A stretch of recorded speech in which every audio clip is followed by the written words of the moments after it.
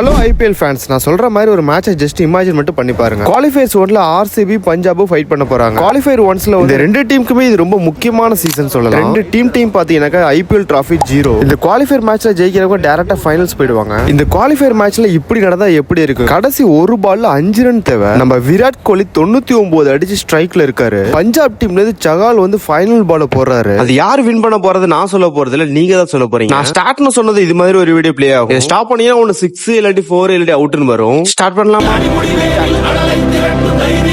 பார்க்கல எந்த டீமுக்கு அதிக சப்போர்ட் இருக்கு, ஆர்சிபிக்கா இல்ல பஞ்சாப்கா? சோ கமெண்ட் பண்ண ரெடியா இருந்துக்கோங்க. ஆனா ஒரு கண்டிஷன், நாளைக்கு நடக்கிற ஃபைனல் மேட்ச்ல அந்த பஞ்சாப் டீம் நீ அடிக்கிற அடியில பஞ்சாப் மறக்கணும். அத இந்த நாராயண ஸ்டேடியம் போகணும். கலக்குறோம், ஜெயிக்கிறோம்.